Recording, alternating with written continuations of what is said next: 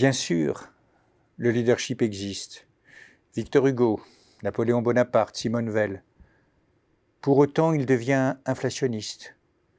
Tout leader aujourd'hui.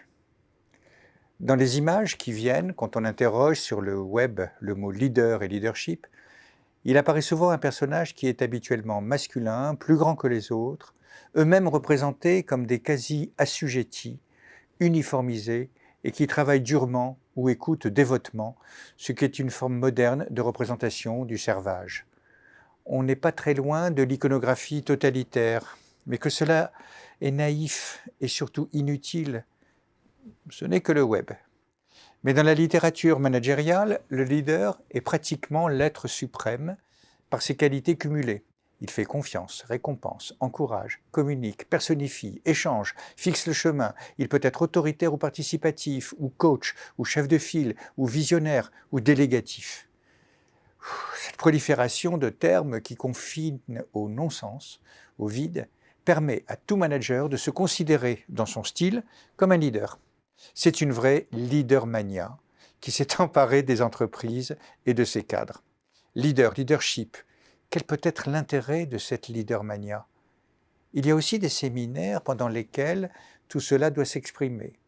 Évidemment, il n'y a que des avantages à emmener une équipe au vert pour jouer, faire du théâtre et s'éloigner quelques instants de son quotidien professionnel, mais aussi privé.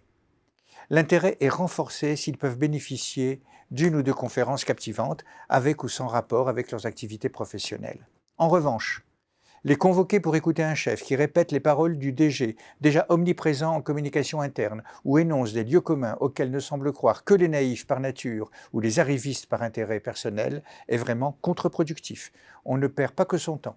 La performance réelle de mobilisation dans ces événements autour du leader maximo est souvent trompeuse. Heureusement que le premier cercle de courtisans écrivent l'histoire pour le chef.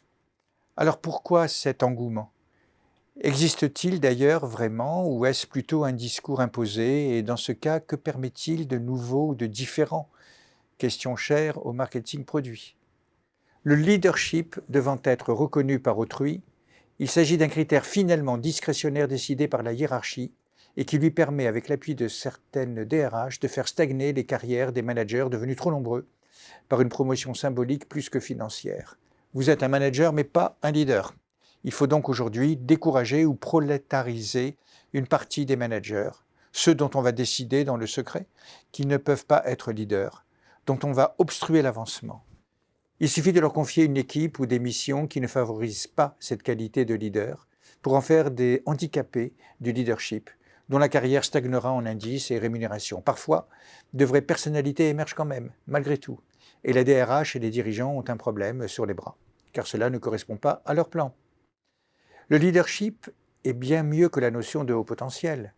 En effet, le haut potentiel est vite atteint par deux maladies, la limite d'âge et le fait qu'il ou elle n'a souvent pas d'autre haut potentiel objectif que son diplôme de grande école groupe A. Alors que le leader n'a pas d'âge et peut de plus chuter tout seul ou un peu aidé. L'intérêt est donc très clair, mais assez peu contributif à la valeur de l'entreprise. Einstein avait-il un comportement de leader? Non. Il avait une autorité douce.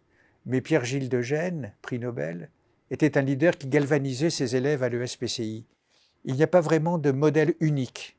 Alors est leader celle ou celui dont on se souvient, longtemps après, avec plaisir, souvent sans que l'on sache pourquoi.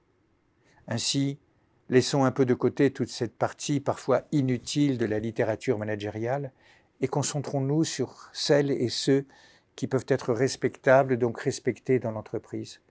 Cela peut aller assez vite, n'est-ce pas? On les connaît, les quelqu'un de bien, juste quelqu'un de bien, loyaux et qui savent mener les collaborateurs avec considération et qui sont respectés par leurs pairs. Interrogez, vous verrez, il y a des surprises. On les classe plus souvent dans les experts que dans les leaders. Dommage. En attendant, réservons le qualificatif de leader à peu de personnes et en tout lieu hiérarchique.